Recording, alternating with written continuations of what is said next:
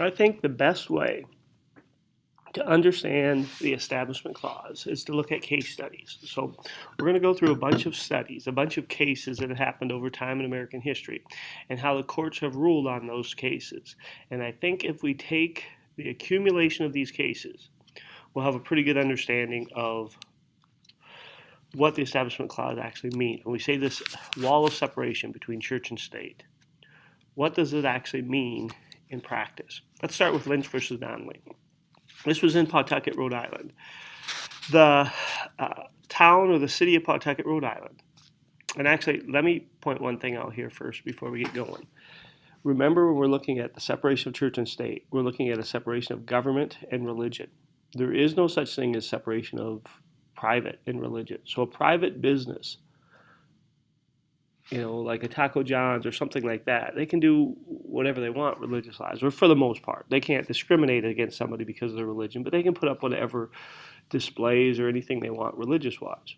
Where it becomes a question is when government does it. So all of these cases we're going to look at are going to be government buildings. They're either going to be a courthouse or a Capitol building, a city hall, a public school, those kind of things. That's where we have the separation. That's important to keep in mind. Okay, so the city of Pawtucket, Rhode Island, excuse me, decided to put up a Christmas display. And actually, they've been putting up a Christmas display for many years. The Christmas display included the following things. The manger scene where Jesus was born in Bethlehem, essentially the beginning of Christianity. Along with that, there was a Christmas tree nearby. There was a Santa Claus reindeer nearby. There was a sign that said Season's Greetings. And actually, I can show you the actual picture. This is what it looked like. Now, I don't know if you can see everything, but if you look closely, you can see a Christmas tree. In the background, you can see the Season's Greetings sign. There's the reindeer. Here is another picture to get some idea of how large this was. This was from a rooftop, and it's circled there, so it's a little hard to see, but you get some perspective of the size of it. In this particular case, the Supreme Court ruled that this was not a violation of the separation of church and state, or of the Establishment Clause. That in a 5-4 decision, they ruled that even though there is a religious scene in here, that this was a celebration of the season. All of these things were either religious or non-religious, and all of these things were celebrating the time of the year and where they were. So the Supreme Court ruled that even though there was religion, and even though it was put up by the government on government land, it was not a violation of the Establishment Clause. A few years later, in 1989, there was a similar case, Allegheny County versus Greater Pittsburgh ACLU. This was in 1989. Here they had two separate rulings because there was two different places. Inside the courthouse, Allegheny County Courthouse, the government erected a manger scene. If you look at the top corner here, that's what it would look like. If you look at the actual picture, that's the steps going up the courthouse. And if you look closely, there must be some flowers around there, but then you have the manger scene. And what you can't see is there was a banner on there that said, "Glory to God for the birth of Christ." This was inside the courthouse. The Supreme Court ruled that this was unconstitutional. That even though it was the exact same manger scene as what we saw in this case, the same concept, this was a standalone. It was all by itself. It was given prominence. And they ruled that that was a violation of the separation of church and state. They said the nativity scene was in violation because the primary effect of the display was to advance religion. However, in that same ruling, they looked at something else that Allegheny County had put up. This was a Christmas tree, a menorah, and there's also a sign that salutes liberty, which you can't see in this picture. This was put outside the city council building, so it's on city land, by the city. And the Supreme Court ruled that this one was okay. So this one was not okay. This is in the exact same ruling. 5-4 decision, not okay because, well, it's a standalone. This one was okay because we're seeing both religious, the menorah, and non-religious things, the Christmas tree and the sign saluting liberty. Notice on this one was acceptable, not a violation of the separation of church and state, because it showed both religious and non-religious things. So it's not always the,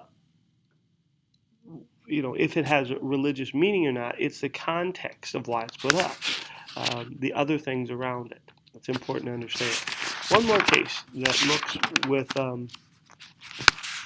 a similar topic here, and this was Capitol Square Review versus Panett. This was in '95 on the Ohio State Capitol. In this case, Ohio had been allowing an outside group to put up a manger scene, a nativity scene, on the grounds of the Capitol for years. Okay, now this is not quite the same as the government putting it up, but still, it's using the government ground, but it's allowing an outside group to put it up. They'd been doing that for years. Well, the Ku Klux Klan decided that they wanted to also put up stuff on the Capitol grounds.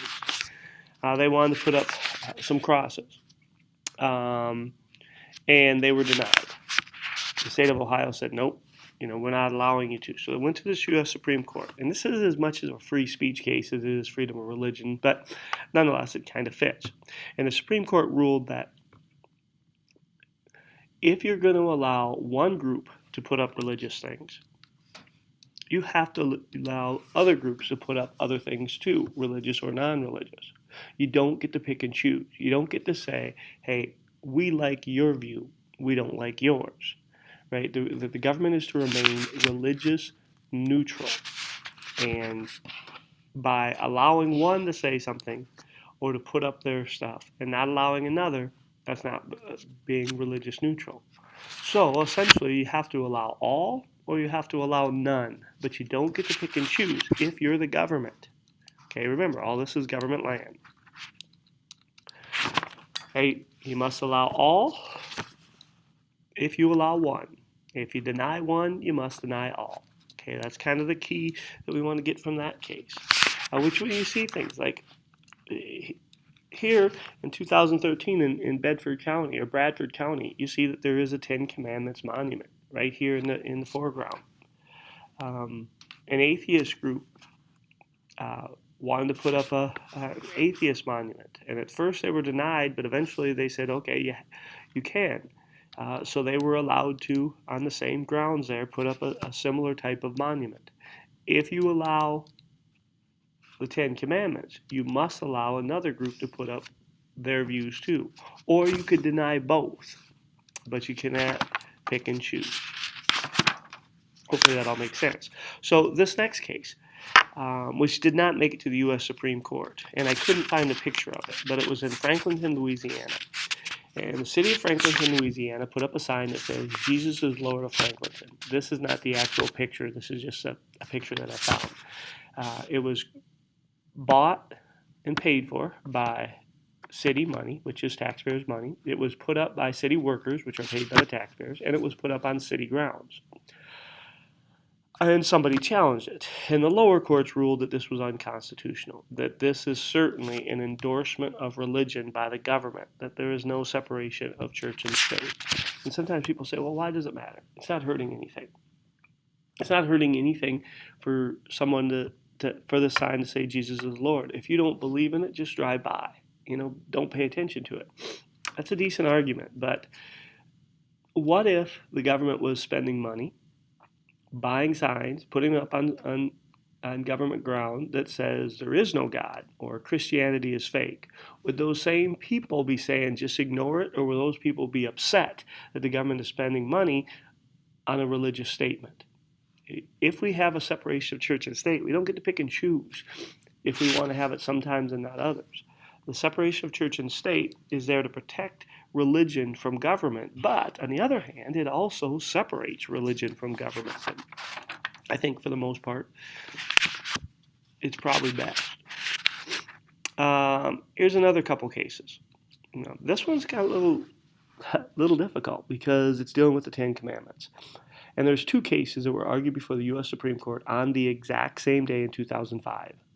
And on the exact same day, the U.S. Supreme Court handed down the rulings. Not on the day it was argued, but on the same day, they handed down both rulings on the same day a few months later, both dealing with the Ten Commandments.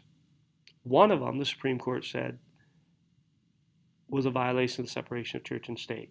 The other one, the Supreme Court said, was acceptable, which makes things actually probably more confusing than before. But let me tell you the two cases, and then I'll tell you how the courts ruled. In McCreary County Courthouse in Kentucky, a framed copy of the Ten Commandments was put up. It was paid for by an outside citizen, and but it was put inside the courthouse. Later, after there was some complaints and looking at, is this going to be okay, they included a framed copy of the Constitution and a framed copy of the Declaration of Independence on either side of it. That's one case. And then again, it was challenged, is this constitutional or not? The other case is Van Orden versus Perry. This was also, again, on the exact same day. This was the state of Texas, and in Austin, Texas, on their Capitol grounds, they have a number of monuments put up, and one of them is a Ten Commandments monument. It is 6 foot tall by 3 foot wide. This is the actual picture. It was donated in 1961 by the Fraternal Order of Eagles, which is a civic organization, and it was put up on the Capitol grounds, which is 22 acres. There are 17 other monuments and 21 other historical markers on the grounds. I couldn't find all of them, but here's a picture. You look at that top left picture, it's a little hard to see, but that's the monument there. If you look at the bottom left, this is another historical monument or something that's put up on the grounds. I don't even know what it represents. You see a miniature Statue of Liberty put up on the grounds. These are just some examples of other things that are put up on the Capitol grounds.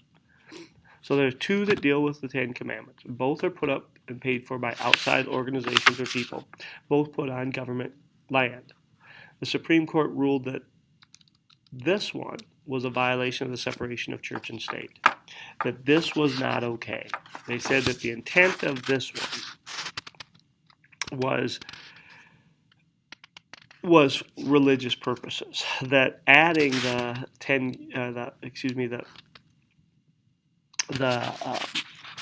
Constitution and Bill of Rights around it was an afterthought. They said that this one was just one of many different monuments and things on the Capitol grounds. Now, it would have been easier if the courts would have ruled identically in both of these cases, that the Ten Commandments were either okay or not okay, but that's not how they ruled. So again, it's the context, which is really, really, really important in these cases. Okay, so based on we've looked at those cases, think about these for a second. This is New Jersey. New Jersey, like many states, allows for personalized license plates, but most states will have things that you can't have on those personalized license plates. Like you couldn't have profanity, like the F word or something like that on there.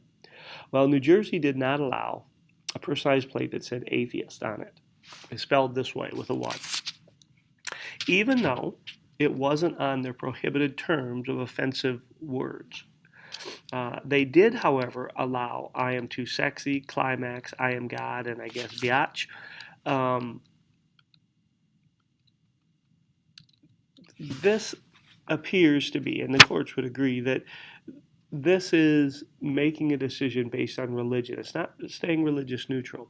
Atheist is not really an offensive term. It's a description. A person may say, I'm an atheist. It's a description of belief. But it's anti-religion. An atheist doesn't believe in religion. Doesn't mean they're anti-religion, but it doesn't believe in religion. But they did allow I am God, which I would think if you're a religious person that would be more offensive. But certainly some of these other things could be more offensive. And the courts ruled, no, you're making your decision based on religion, not based on anything else. North Dakota had a similar one. They did not allow is no God. However, they did allow I love God and praise God on other license plates. Does it appear that the government is staying religious neutral here? It does not. If you allow a statement that is pro-religion, but you don't allow a statement that's anti-religion, it doesn't seem like you're staying religious neutral. It seems like you're picking a side, and that is a violation of the separation of church and state. Now, if you want to put I love God or is no God on the side of your car, it's your car. But the license plate, that we don't get to make up. That there are rules for. So, there's the difference. Okay, let's look at some religion in school cases. Now remember, these all have to be public schools because a private school, it would not matter. Okay, so first case is Engel versus Vattel. This was in New Hyde Park, New York. The school district composed a prayer, and the students were required to say that prayer every day. The prayer was, Almighty God, we acknowledge our dependence upon Thee, and we beg Thy blessing upon us, our parents, and our teachers, and our country. Amen.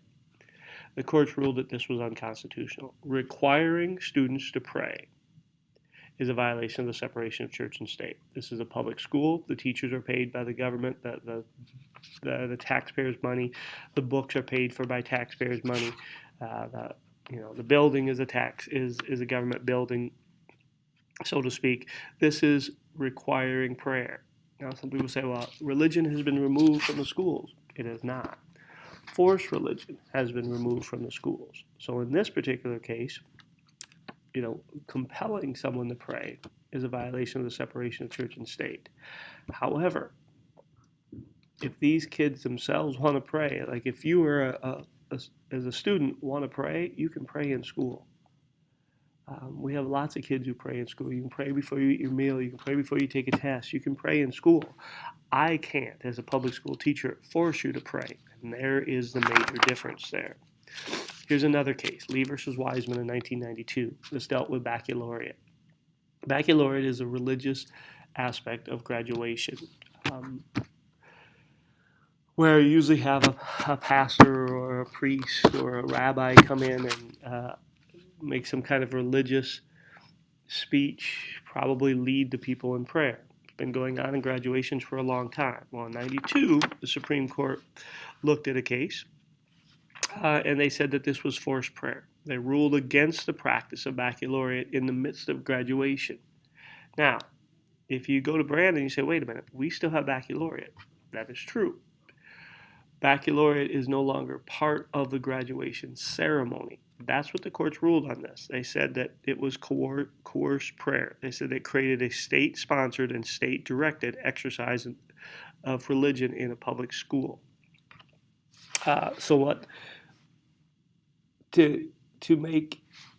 To allow schools to do baccalaureate, you just have to make it voluntary. So you put it at a different night. Like Brandon, let's say, puts it on a Wednesday night. If you're graduating from high school, you can go to baccalaureate, but you don't have to go to baccalaureate. And then graduation is on a different day. When I was in Hot Springs, they just put them at different hours. Baccalaureate was at 1 to 1:30, and then from 1:30 to 2, there was nothing, and then 2, graduation began. What you're doing is you're allowing a student to voluntarily decide if they want to go to the religious part of it. And if they don't want to go to the religious part, they can still go to the graduation part.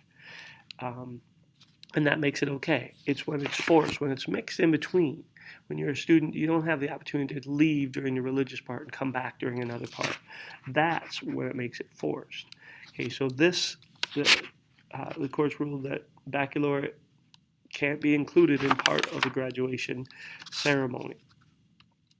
Santa Fe Independent School District versus Doe. This is Santa Fe, Texas, not New Mexico. Santa Fe, Texas is correct. This school had been, for many years, having a student say over a loudspeaker prior to a football game a prayer. Excuse me. And a Mormon and a Catholic family sued because of this practice. And the Supreme Court looked at it and said, this is a violation of the separation of church and state. Even though football games are voluntary if you go or not, it's not really voluntary if you are a player. It's not voluntary if you're a cheerleader or others. And you shouldn't have to choose between going to a public school event and religion if you're opposed to the religious message or for whatever reason. What the Supreme Court said is using school loudspeakers on a school-sponsored event on school property under the supervision of faculty explicitly and implicitly encourages public prayer. And the courts ruled that this practice was unconstitutional. Now, that doesn't mean that the football players can't pray. If you are on a team and you want to pray before a game, you can. This was forcing everybody to pray, essentially, or at least to hear the prayer. It's over the loudspeakers. It's kind of like the national anthem. It's there. You can't really escape it if you don't want to hear it. Well, national anthem has nothing to do with religion, but a prayer does. Stone versus Graham, this will be an easier one. This was Kentucky in 1980. Kentucky required the posting of the copy of the Ten Commandments in every classroom in the state, every public school classroom in the state. I couldn't find a picture of this, but this was the closest I can. I don't know if that's the Ten Commandments, but we'll say today it is. It wasn't requiring people to read it or recite anything like the Ingalls case was. So is just putting the Ten Commandments on the wall an endorsement of religion? And the courts ruled yes, it is. They said that it's plainly religious in nature. And if you were in my classroom, you'll see that I have a banner of the Pittsburgh Steelers on the wall. That's not requiring you to be a Steelers fan or even to say you like the Steelers or even to look at it. However, it certainly is my endorsement of the Steelers. So just by putting that up there, I'm endorsing that football team. I don't have anything religious on the wall, but if I would have things religious on the wall, that would be an endorsement of that. And the courts ruled that that would be unconstitutional. A few more cases here. West Side School District versus Mergens. This is Bridget Mergens in Omaha, Nebraska in 1990. Bridget was a student who wanted to start a Christian Bible study club within the school. But the school said, nope, I'm sorry, Bridget, we can't do this. Separation of church and state thing. So she sued, and it went to the U.S. Supreme Court. And the U.S. Supreme Court, in an 8-1 decision, ruled on her behalf. Because the West Side School District allowed other outside organizations to use their school. There was after school, I think there was a chess club. There was other after school groups that met within the school. If you allow other groups, you must allow religious groups. Remember, religious neutral. If they allowed no groups, then they could deny Bridget Mergens. But she has a right to have her Bible study group in the school because others are allowed to use the school. Now, this is outside of school time, just like the other groups are using it, after the school day. So, if you have a Bible study group or religious gather around the flag, rally around the flag, I think is what we call it. That's constitutional because Brandon allows other groups, community education and things like that, to use our school. You can't discriminate for or against religion. Ella Dowling, this is a teacher in West Haven, Connecticut. She wore a T-shirt with letters that were 5.5 inches tall that said Jesus 2000, and then 4 inches tall said J2K. And her principal came up to her and said, he saw it after the first hour and said, you got to either go change clothes or cover that up. You were a public school employee and this was an endorsement of religion. Well, she did. And she was a science teacher and she put on a lab coat for the remainder of the day. But later she sued and said that this was a violation of her freedom of religion, her right to freely exercise her religion. The Supreme Court, when they heard the case, did not agree. They said that the Establishment Clause not only prohibits school-sponsored religious activities, but also conduct that suggests the school supports religious ideas or teaching. Conduct by its people, in this case a teacher, that suggests that the school supports religious ideas or teaching. Okay, so a teacher wearing something religious may suggest that that's an endorsement of the school as a whole, since the teacher works for the school. Now, when the teacher is outside of school, I can't wear a shirt that says "Praise God" on it while I'm teaching. However, when I'm not teaching, when I'm outside of the school day, I certainly can wear those things. You as students can wear whatever you want religiously, because you are not employed by the school. A couple other things just to think about. We're not going to get into this much, but this was a city of Sioux Falls. They allowed a painting of the snow plows by different groups. and Sioux Falls Lutheran High School did this one. Kind of looks like Coca-Cola, but it says Jesus Christ and a couple quotes from the Bible, or a quote from the Bible, excuse me, a line from the Bible. Is that a violation? That is a government. Snowplow is paid for by the government and is used by government employees. Another one. This was I think it was in Missouri. I apologize. You could pull up the article, but in God we trust on police cars.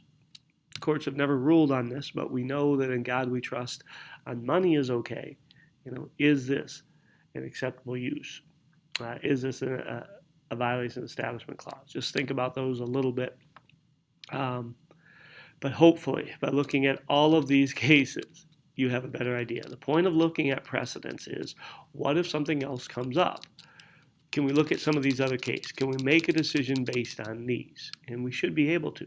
We've looked at a lot of cases. Even if you can't remember the names of the cases, but you can remember, there's one that's similar to, and the courts ruled this. Hopefully, this is helpful to you.